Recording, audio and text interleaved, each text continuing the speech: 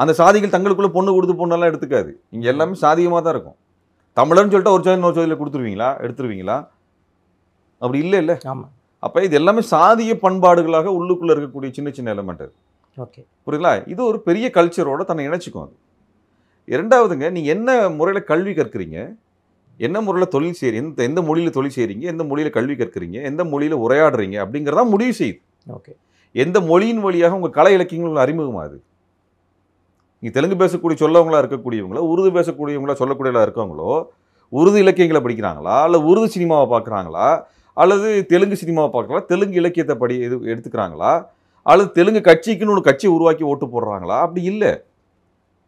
மொழி சிறுபான்மையினரே கிடையாது அவங்க.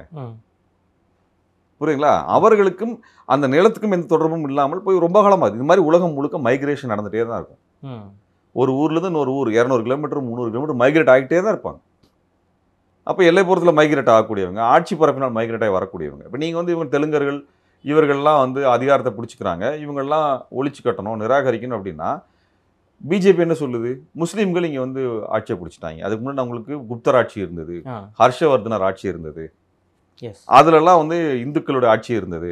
முஸ்லீம்கள் வந்ததுனால தான் எங்களுக்கு இதெல்லாம் போச்சு, எங்கள் அதிகாரமெல்லாம் போச்சு. ரெண்டுக்கும் என்ன வித்தியாசம் இருக்குது? பெரிய வித்தியாசம் இல்லை.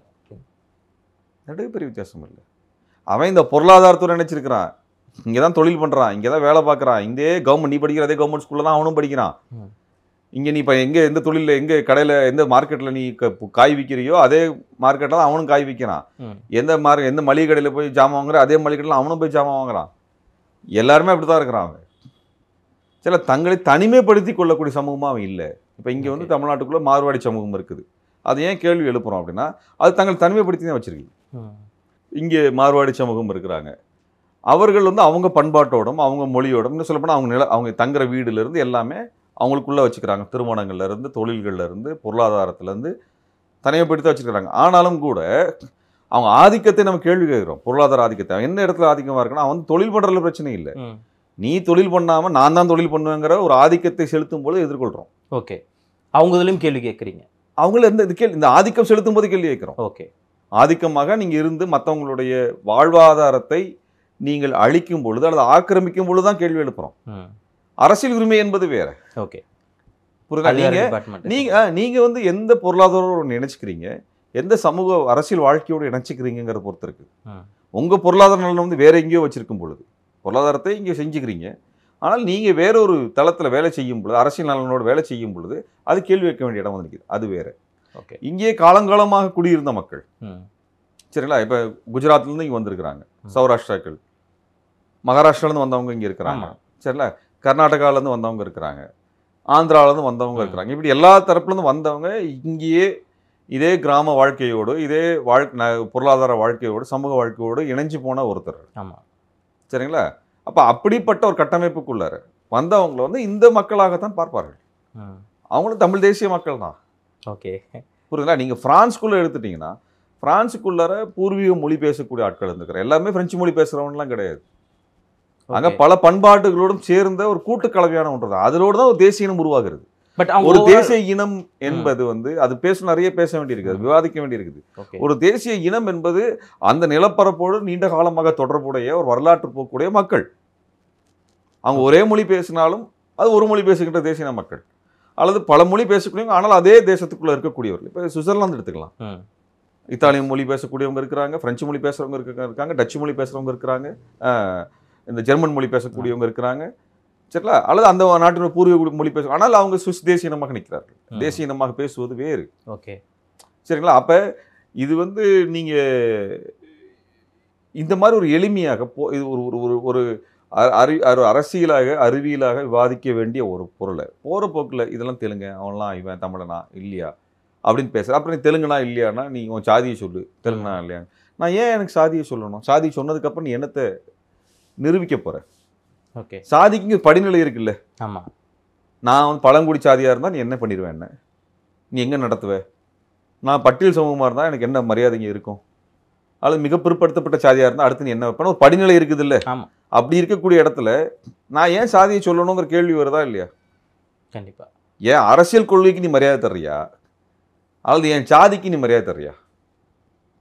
ரெண்டுக்கும் வித்தியாசம் இருக்குது. என் அரசியல் கொள்கைக்கு தான் என்னோட போராட்ட குணத்திற்கும் தான் நீ மரியாதை தர முடியுமே ஒழிய நான் யாரு என் சாதி என்னங்கிற இடத்த வச்சு தான் மரியாதை கொடுக்குறேன்னா உனக்கும் பார்ப்பனருக்கும் நான் சொல்றது பார்ப்பனியத்திற்கும் சனாதனத்துக்கும் என்ன வித்தியாசம்? ஓகே, அதான் இங்கே என்னன்னா அவங்க திராவிடத்தை எதிர்க்கிறேன்னு சொல்லிட்டு திராவிடத்தை எதிர்க்கக்கூடிய அவங்க பார்ப்பனியத்தை ஆதரிக்கிறாங்களோ அப்படிங்கிற ஒரு கேள்வி எழும்புது இல்லையா இவ்வளோ தூரம் நீங்கள் அந்த டிஸ்கஷனில் சொல்கிறது மூலமாக? இல்லைங்க, அது என்ன சொல்கிறேன்னா திராவிடத்தை எந்த கருதுகோளிலிருந்து கேள்வி எழுப்புகிறோம். எதிர்க்கிறது ஒன்று, கேள்வி கேட்பது ஒன்று, விமர்சிப்பது என்பதெல்லாம் வந்து வேறு வேறு தளங்களில் இயங்கக்கூடியது. விமர்சனம் என்பது வந்து அவர்களுடைய நிலைப்பாடுகளை கூர்மையாக கேள்வி எழுப்பு. சரிங்களா? இவங்க வந்து திராவிடத்தின் மீது ஒரு வெறுப்பை, அதான் இனம் புரியாத வெறுப்பை உருவாக்குவது. அதை தாண்டி வேறு எதுவுமே இல்லை. அது திராவிடம் இது பண்ணுச்சு, இந்த தவறு செஞ்சிச்சு அப்படின்னு ஒரு குறிப்பிட்ட ஒரு விவாதத்தின் அடிப்படையில் உருவாகலை. நம்ம வந்து பிஜேபியை வேண்டான்னு சொல்கிறோம், ஆர்எஸ்எஸை வேணான்னு சொல்கிறோன்னா எனக்கு அவனை பிடிக்கல, அவன் கலர் பிடிக்கலைங்கிறதுக்காக நான் சொல்லலை. அவன் கொள்கை இது, அதனால் எனக்கு உடன்பாடு இல்லைன்னு நான் சொல்கிறேன். ஆமாம், புரியுதுங்களா? எனக்கு அவ்வளோதான். மற்றபடி ஒரு தனிப்பட்ட ஒரு பிஜேபிக்காரன் மேலேயோ தனிப்பட்ட ஒரு ஆர்எஸ்எஸ்காரன் எனக்கு எந்த விருப்பமே கிடையாது. ஓகே, அவனும் ஒரு மனிதன் தான். அவனுடைய கருத்து வேறையாக இருக்குது. அவனை போய் நின்று வெறுக்க போகிறேன். சரிங்களா? அப்போ அவனுடைய கருத்தில் இந்த இடத்துல இந்த தப்பு இருக்குது. அந்த தவறு வந்து எங்களை பாதிக்குது, சாமானிய மக்களை பாதிக்குது, ஏழைகளை பாதிக்குது, பெண்களை பாதிக்குதுங்கிறப்ப அது கேள்வி எழுப்புறேன். அதுதான் விவாதம், விமர்சனம்.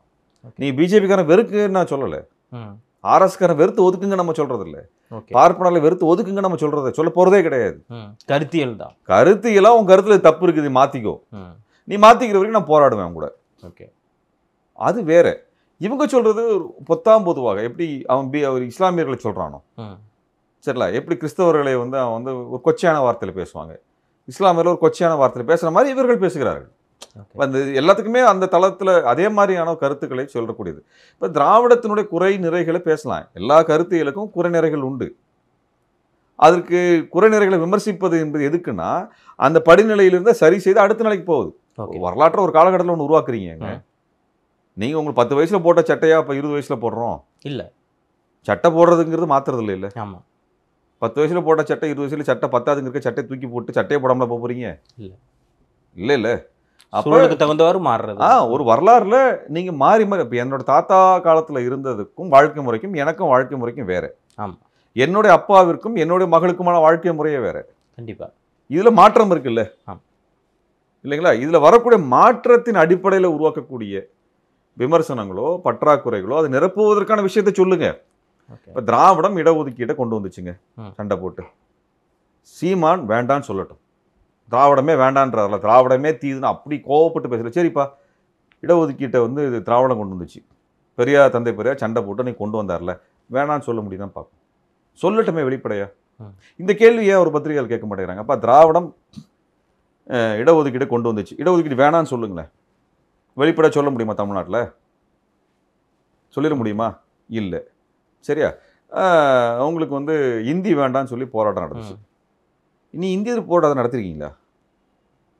பிஜேபி இவ்வளோ இந்தியை வந்து எல்லா இடங்களும் திணிக்குது. மொபைலில் தேவையில்லாமல் இந்தியெல்லாம் வாசகங்கள்லாம் வரதை பார்க்கலாம். நீ தான் போட பண்ணியிருக்கீங்களா? சரி, இந்தி வேணும்னு சொல்ல முடியுமா உங்களால்? 2 விஷயத்தை பேசுகிறேன் நான். ரொம்ப நிறைய விஷயங்கள்லாம் நான் போகலாம். சரியா? இந்தி வேணும்னு சொல்லிட முடியுமா? சரி, சமஸ்கிருத முறைகள்லாம் வேண்டாம்னு சொல்லிச்சு திராவிடம். நீ பூஜை புனஸ்காரம்லாம் போட்டு சமஸ்கிருத மந்திரத்தெல்லாம் சொல்லி அப்படி சாமி கும்பிடாத, உன் கல்யாணத்தை ஐயரை வச்சு ஓமகுண்ட வளத்தில் பண்ணாத அப்படின்னு சொல்லிச்சு. இதை திராவிடம் சொல்லிச்சு. நீ என்ன சொல்ல போறீங்க? நீங்கள் என்ன சொல்ல போறீங்க? இல்லை, அவங்களோட தரப்புலேருந்து சொல்லக்கூடிய விஷயம் என்னவா இருக்குன்னா, இன்னி முன்னாடி பேசின அதே ஒரு விஷயம்தான். இவங்க வந்திருக்காங்க, இவங்க தான் நம்மளை வந்து ஆட்சி பண்ணிட்டு இருக்காங்க அப்படின்னு அந்த ஒரு பிஜேபி மென்டாலிட்டிலே தானே அவங்க அந்த இதை பேசிட்டு இருக்காங்க. அவங்க புரியல, தமிழ் தேசியம் அப்படிங்கிற பார்வையில் அவங்க பேசக்கூடிய விஷயம் சீமான் அவர்களுடைய கருத்து என்னவா இருக்கு அப்படின்னா, இவர்கள் வந்திருக்காங்க, இவங்க குடும்பமாவே நம்மளை ஆண்டுகிட்டு இருக்காங்க அப்படிங்க. நீங்க திமுகவை மேல விமர்சனம் வேற. திமுகவின் மேலு சீமான் அவர்கள் வைக்கக்கூடியது வந்து விமர்சனம் கிடையாது. அது வந்து என்னன்னா ஒரு வன்மமான ஒரு கொச்சையான வெளிப்பாடு. சரிங்களா?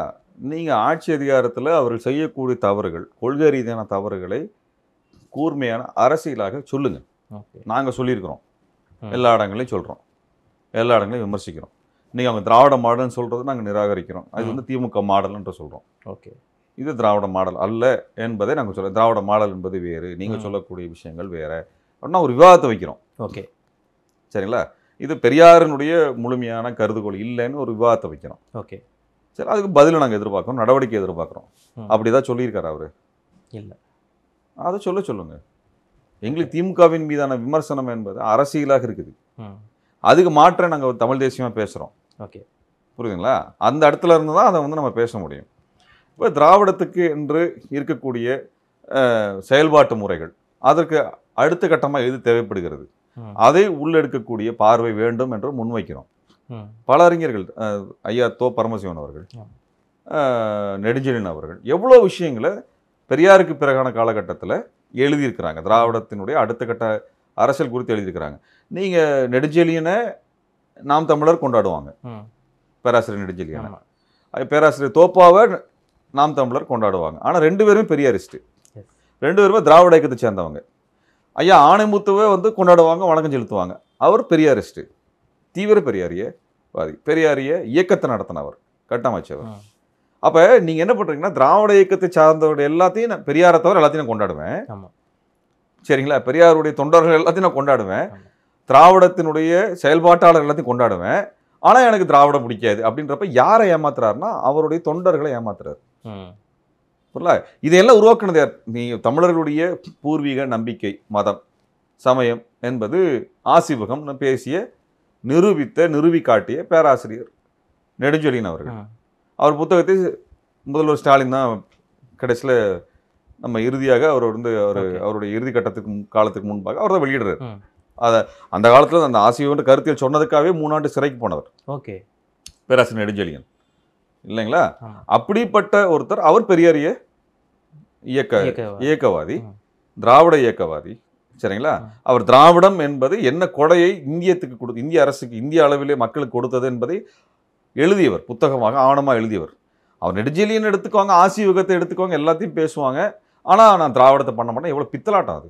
ஓகே, இதை போய் டைட்டில் வைக்க முடியாது, சொல்லிடுறேன் நான். ஓகே, புரியுதுங்களா? ஏன்னா மக்களுக்கு நான் விரும்புகிற விஷயம் என்னென்னா, நாம் தமிழரில் இருக்கக்கூடிய இளைஞர்கள் இந்த இனத்துக்கு ஏதோ நல்லது செய்யணும்னு வரான். நிறைய பேர் நான் பார்க்குறேன். சரிங்களா? அவனுக்கு நான் சொல்லணும்னு நினைக்கிறேன் அந்த செய்தியை. அந்த இளைஞனுக்கு நான் சொல்லணும்னு நினைக்கிறேன். அவன் மேலே நம்பிக்கை வச்சுருக்கேன் நான். இவ்வளோ காலமாக நான் விமர்சிக்காமல் இருந்ததுக்கான காரணம், ஏதோ ஒரு கட்டத்தில் அவங்க இதை அரசியலை படிச்சுட்டு வரணும்னு எதிர்பார்ப்போம். இன்றைக்கி நான் சொல்கிறது அவங்களை நிராகரிக்கலை நான். ஓகே, அவங்க எந்த காலத்தில் நான் நிராகரிக்க போகல. அந்த இளைஞர்கள் தன்னலமற்று வீதிக்கு நிற்கக்கூடிய இளைஞர்கள். இவர் தவறாக திட்டமிட்டு மடைமாத்துறாரு. இந்த கேள்விகள் அதுதான் நான் வைக்கிறேங்க. பட் இப்போ அங்கேருந்தும் நிறைய பேர் வெளில வர்றாங்க இல்லையா, கருத்து முரண் இல்லைங்க. அது வெளியே வரட்டும், வந்தவங்க படிங்கன்னு தான் சொல்கிறோம் நம்ம. ஓகே, படிங்க, அதுலேருந்து ஒரு நிலைப்பாடு எடுங்க. சரி, உங்கள் தலைமை என்ன தவறு செய்கிறது? இப்போ நீங்கள் ஐயா பேராசிரியர் தோப்பாவை நீங்கள் பயங்கரமாக கொண்டாடினீங்க. எனக்கு தமிழாசிரியராக அவர் தான் சீமான் பேசுவார். ஆனால் தோப்பாவும் தமிழ்நாட்டில் ஒரு மிகப்பெரிய ஒரு ஆய்வு கதவை திறந்து கொடுத்தார் தமிழினத்துக்காக. ஒரு மிகப்பெரிய ஒரு சாலையை உருவாக்கி கொடுத்துருக்காரு, நம்மளுக்கு பாதையை உருவாக்கி கொடுத்துருக்காரு. தமிழ் பண்பாட்டியல மிகப்பெரிய ஒரு ஆய்வறிஞர், உலகம் போற்றுகின்ற ஆய்வறிஞர். அவர் பெரியாரியவாதி, அவர் பெரியாரிஸ்ட், திராவிட இயக்கவாதி. அதையும் அவங்க ஆளுங்க சொல்ல மாட்டேங்கிறீங்க இல்லையா? ஐயா ஆணைமுத்து யார்? அவர் பெரியாரோட இருந்தவர், பெரியாரோட அனைத்து போராட்டங்களையும் பங்கெடுத்தவர், எல்லாவற்றையும் குடும்பத்தையே இயக்கத்திற்காக கொடுத்து நின்றவர். அவர் இந்திய அளவில் இடஒதுக்கீடு என்பது வர வேண்டும் என்பதற்காக வட இந்தியா முழுவதும் போய் பரப்புரை செய்து அவருடைய அழுத்தத்தின் காரணமாக தான் மண்டல் கமிஷன் உருவாக்கப்படுகிறது. அவர் நூற்றாண்டு இருந்ததில்லை. நீங்கள் பெரியாரையும் திராவிடத்தையும் மறுத்துட்டு நீங்கள் ஆணைமுத்து ஐயா பேசிட முடியுமா? அப்போ நாம் தமிழர் பேசக்கூடிய முன்வைத்து கொண்டாடக்கூடிய அனைத்து தலைமைகளும், பெரும்பாலான தலைமைகள் திராவிட இயக்க தலைமைகள். ஆமாம், பெரியார் உட்பட எல்லாமே திராவிட பெரியார் இயக்க தலைவர். ஆமா, பெரியார் இயக்கத்தை பெரியாரிஸ்டுகள் அவங்க. சரியா? அப்ப இதையெல்லாம் மறைச்சு அந்த இளைஞர்கள்ட்ட மாத்தி காமிக்கிறது இல்லையா? நம்மாழ்வார் யாரு? பெரியார் மறுத்தாரு அன்னைக்கு அவரு. நம்மாழ்வார் இவர் நம்ம காலத்துல இருந்தவர், அவர் நம்மாழ்வார் இல்லையா? இப்ப அதையவே எப்படி மாத்திருக்காங்க அவங்க இல்லையா? இவர் ஆண்டன் பாலசிங்கம் என்ன சொல்றாரு? நான் திராவிட இனத்தை சார்ந்தவன் பேசுறாரு இல்லையா? அப்ப இதையெல்லாம் அந்த இளைஞர்கள்ட்ட மறைச்சி தடுத்து இது மேல வெறுப்பை கொண்டு வர்றது. இது நீங்க திமுக மீதான விமர்சனம், எல்லாத்துக்குள்ள இருக்கக்கூடிய விமர்சனத்தை, ஒரு கட்சி மேல எல்லாத்துக்கும் விருப்பமும் இருக்கும், விமர்சனமும் இருக்கும் இல்ல? விமர்சனம் இருக்கவன எல்லாம் பிடிச்சி கொண்டாந்து அவனை மண்டையை கழுவி, சரியா, அவனை நீங்க நாம் தமிழர் வெளியேறாங்கன்னு சொல்லுங்க. அவங்க வேற ஏதாவது செயல்பாட்டுக்கு போறாங்கன்னு பார்த்தா இல்ல. அவங்க வந்து ஒரு பெரிய ஒரு ஏமாற்றத்தை அடைஞ்ச உணர்வோட ஒதுங்கிடுறாங்க. சில பேர் இப்போ நாகப்பட்டினம் அந்த இதெல்லாம் நினைக்கிறேன் அதுல இருந்தவங்க விஜயோட கட்சியில இணைஞ்சாங்க. அதுதான் நடந்துட்டு போகலாம். சரிங்களா? நம்ம என்ன சொல்லணும்னா, அது ஒரு பெரிய ஒரு தமிழ் உணர்வோடு வரக்கூடிய இளைஞர்கள். இத்தனை ஆண்டு காலம் நீங்கள் அரசியல் பட்டிருக்கணும்ல. அப்போ அதுலேருந்து நீங்கள் அடுத்த கட்டமாக நகருவதற்கான இடம் இல்லாமல் பெரும்பாலும் நான் இன்னைக்கு வெளியே வரல. அவங்க 14 வருஷம் வெளியே வந்திருக்கிறதா பார்த்துட்டு தான் இருக்கேன் நான். ஓகே. 14 வருஷம் எத்தனையோ பேர் வெளியே வந்திருக்கிறாங்க. அவர்கள் அடுத்த கட்டமாக இதை புரிந்து வாசித்து வர்றதில்லை. அவங்க திரும்ப திரும்ப வந்து அவர் நம்மளை ஏமாத்திட்டாரு இப்படி தான் அவங்களுக்கு உணர்வு இருக்கும். ஆமாம், புரியுதுல்ல? இப்போ என்னுடைய இப்போ கல்லூரி நண்பன் ஒருத்தன் அவங்க கட்சியில் இருந்தான், நீண்ட கால உறுப்பினர். ஓகே. சரிங்களா? நான் அவங்கள போய் நீ மாறலாம்னு என்றைக்குமே சொன்னதே இல்லை. திடீர்னு ஒரு நாள் வந்து இல்லை நான் ரொம்ப ஏமாந்துட்டேன், என்னை வந்து இல்லை ஏமாத்திட்டாரு அப்படின்னு வந்து என்கிட்ட வந்து பெருசாக சொன்னேன். அப்போ சொன்னேன், நீ படிச்சிருக்கு, உனக்கு அது புரியணும், நீ வாசிக்கணும், புத்தகத்தை வாசி, நீ கேள்வி எழுப்பி அதுலேருந்து முடிவு எடுத்துக்கணும். நீ அவரை போய் நீ குறை சொல்றதுல எந்த அர்த்தமும் கிடையாது. ஓகே. உனக்குன்னு ஒரு ஒரு ஒரு ஒரு ஒரு பகுத்தறி உணர்வோட நீ படித்து தேடி இப்போ தெரியணும். நீ இனத்துக்கு நல்லது பண்ணணும்னு வர்றேன்னா நீ தானே தேடி படிக்கணும். ஒரு மனுஷன் பேசுறதே காதுகிட்ட அதுவே எனக்கு போதும்னு நினச்சிட்டு இருந்து திடீர்னு நான் இல்லை ஏமாத்திட்டாருன்னு சொல்கிறாரு. ஓகே. ஏமாந்தது ஓன் தவறு. ஓகே. ஏமாந்தது ஓன் தவறு. சரியா? எல்லாருமே அவங்கவுங்க பொருளை விற்கிறதுக்கு பேசுவாங்க, இனிக்கே பேசுவாங்க. நீ தேடி வரல, இல்லை தமிழில் தானே இருக்குது புஸ்தகம்லாம், வாங்கி படி. நீ சோம்பேறியாக இருப்ப, நீ முட்டாளாக இருப்ப, நீ பகுத்தறிவு இல்லாதவனாக இருப்ப, நீ மடையனாகவே இருப்ப அப்படிங்கிறதுக்காக அங்கே போய் குறை சொல்லிட்டு இருக்காது. ஓகே. நீ ஒன்றும் படிக்காத பாம்பரம் கிடையாதுல்ல.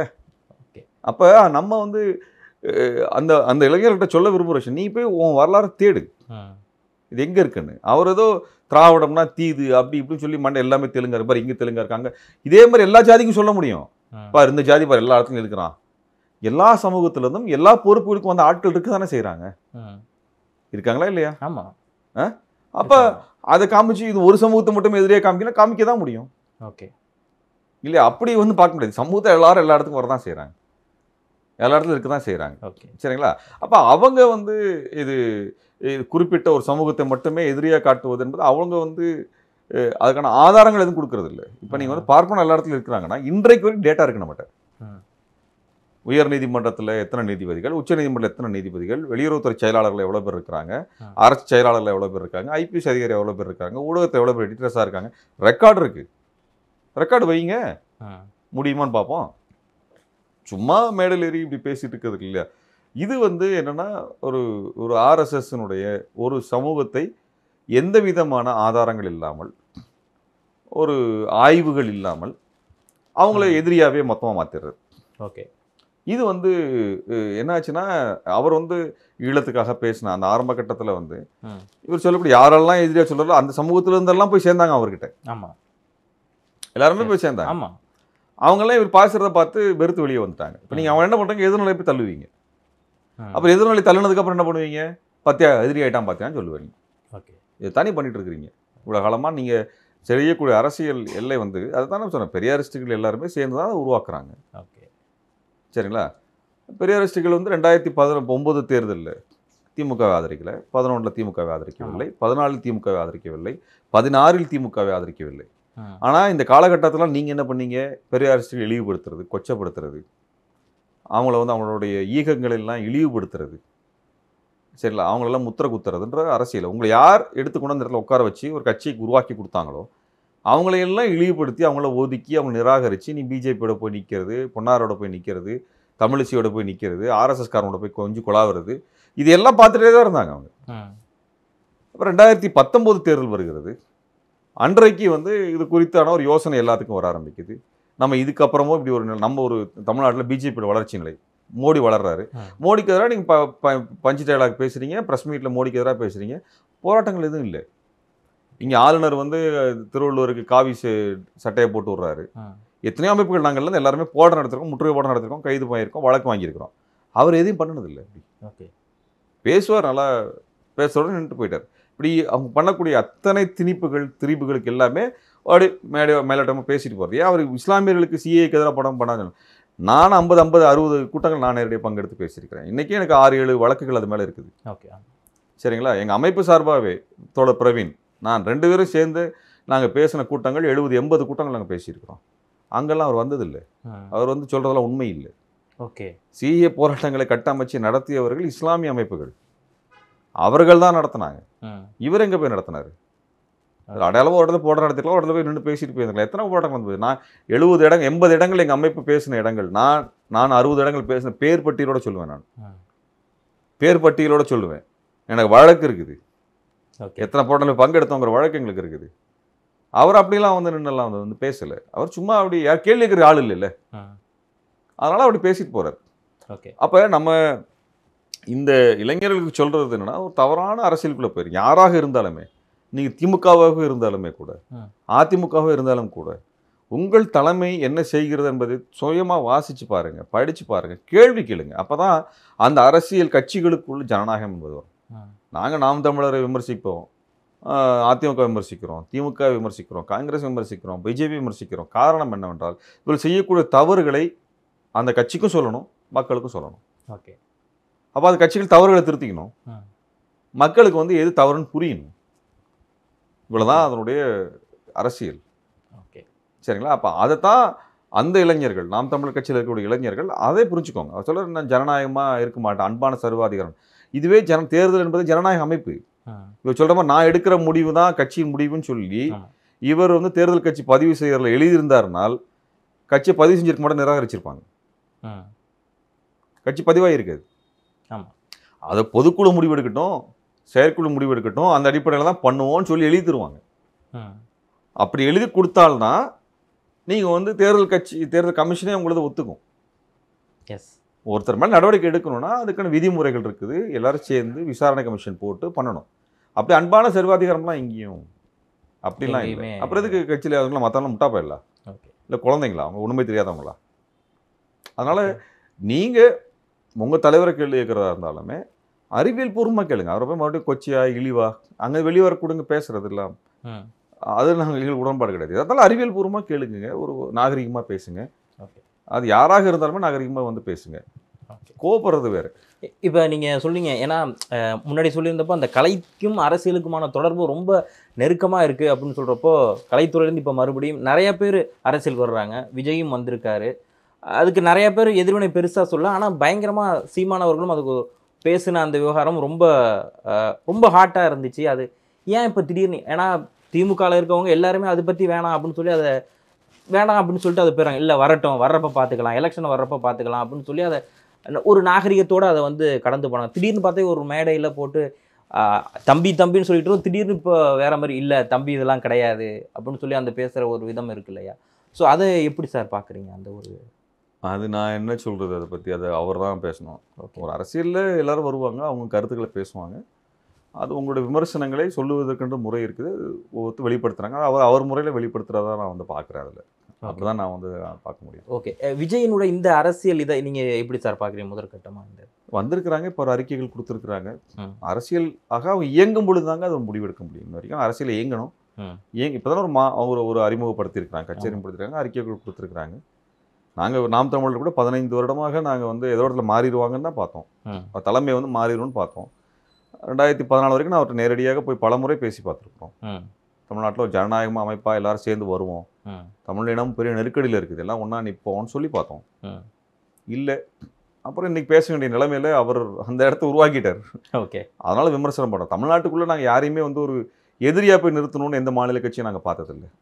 விமர்சனங்கள் தான் விமர்சனங்கள்ங்கிறத வெளிப்படையாக யாராக இருந்தாலும் விமர்சனங்கள். இல்லை, விஜய் வந்து இப்போ தமிழ் தேசியமும் திராவிடமும் இரு கண்கள் அப்படிங்கிறத சொல்லியிருக்காரு இல்லையா? அவங்களுடைய அந்த அறிக்கைகள் எல்லாமே பார்க்குற கொஞ்சம் தமிழ் சார்ந்து இருக்கிறத பார்க்க முடியுது. ஸோ அதனால கேட்குறேன், உங்களுடைய அந்த பார்வை இப்போ அந்த பார்வையில் எப்படி தெரியுது? அவங்களுடைய அறிக்கைகள்லாம் பார்க்குறோம், முதற்கட்டமாக அவங்களுடைய மாநாட்டில் பேசின அந்த ஸ்பீச்சஸ் இதெல்லாம் பார்க்குறோம். நீங்கள் தமிழ் தேசியமும் திராவிடமும் தமிழ்நாட்டினுடைய அரசியலுடைய மிக முக்கியமான 2 போக்குகள், 2 கோட்பாடுகள், ஒன்றோடு ஒன்று இணைந்த கோட்பாடுகள் என்ற மே 14 நீண்ட காலமாக பேசிட்டு வருது. அதான் இன்றைக்கி தமிழ்நாட்டோட அரசியலாக மாறி இருக்கு. தமிழ்நாட்டோட இன்றைக்கி மைய நீரோட்டமாக நாங்கள் 15 ஆண்டு காலம் எதை பேசி வந்தோமோ அது இன்றைக்கி அந்த மைய அரசியலுக்குள்ளே அது இன்றைக்கி வந்து இன்னொரு கட்சியால் பேசப்படுது அப்படிங்கிறது மகிழ்ச்சிக்குரிய விஷயம்தான். ஓகே, ஸோ தாவேக்காவுடைய வந்து திருமூல் காந்தி சார் வந்து ஓகே நல்லா இருக்குது அப்படிங்கிறதுல இல்லைங்க, நல்ல கருத்துக்கள் பேசக்கூடிய எல்லாருமே வரவேற்க தான் செய்யணும். நம்ம ஒன்றும் யாரையும் வந்து மறுக்கலாம். இப்போ நீங்கள் நாம் தமிழரை எடுத்துட்டிங்கன்னா எல்லாரும் இணைஞ்சு நின்று ஒரு ஜனநாயக பணியை செய்யுங்க.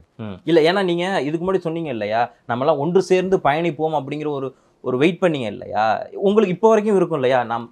தமிழினம் ஒரு மிகப்பெரிய நெருக்கடியான ஒரு கட்டம் இருக்கிறப்போ ஒருவேளை தாவேக்காவோடு அவங்களும் அதை தொடர்ந்தால் அவங்களும் சேர்ந்து பயணிக்கிறதுக்கான ஒரு வாய்ப்பு இருக்குமா? நாங்கள் வைக்கக்கூடிய கோரிக்கைகளில் யாரெல்லாம் இணக்கமாக வருகிறார்களோ அந்த கோரிக்கை வெல்லுவதற்காக எதை செய்ய வேண்டுமோ அவர் அனைவரோடும் இணங்குறோம். ஓகே, மீனவ பிரச்சனையை தீர்க்கணுங்கிறதுக்காக நீங்களும் வர்றீங்க. ஆமா, அவங்க சொல்லியிருக்காங்க. அதுக்கான தீர்வுகளை வைக்கிறோம். அதுக்கான பிரச்சனைகள் என்னங்கிறத ஆய்வு பண்ணியிருக்கிறோம். இன்றைக்குள்ள 15 வருஷமா அது குறித்தான ஆய்வுகளோடும் பேசிக்கொண்டிருக்கிறோம். அப்போ அப்படிப்பட்ட ஒன்றை தீர்க்கிறதற்காக அதில் யார் பெரிய ஆளு யார் சின்ன ஆளுங்கிறதால எங்களுக்கு பிரச்சனை. அந்த பிரச்சனை தீரணும். ஓகே, அதில் யார் வரதா இருந்தாலுமே வரவேற்க தான் செய்யணும். அதில் நேர்மையானதாக இருக்க வேண்டும் என்பதான் எங்களுக்கு இருக்கக்கூடிய ஒரே என்ன சொல்கிறது கட்டுப்பாடு அல்லது ஒரே எல்லை. ஓகே, அந்த அடிப்படையில் தான் நாங்கள் அதை பார்க்குறோம். அதனால் தமிழ்நாட்டினுடைய நலனுக்கு, தமிழர்களுடைய நலனுக்கு, ஏழை எளிய மக்கள் நலனுக்காக நிற்கக்கூடிய யாராக இருந்தாலுமே எங்களுக்கு நண்பர்கள் தான். ஓகே, கண்டிப்பாக உங்களுடைய எண்ணங்கள் நிறைவேறுவதற்கு வாழ்த்துக்கள். இந்த நேரத்தில் ஏன்னா நிறையா விஷயங்கள் பேசியிருந்தோம். அந்த தமிழ் தேசியம் தொடங்கி இப்போ இருக்கிற அந்த கரண்ட் அரசியல் இது வரைக்குமே நிறையா பேசுகிறீங்க. இந்த நேரத்தில் நின்று உங்களுடைய கருத்துக்களை வழங்கியமைக்கு மிக்க நன்றி சார். மிக்க நன்றி.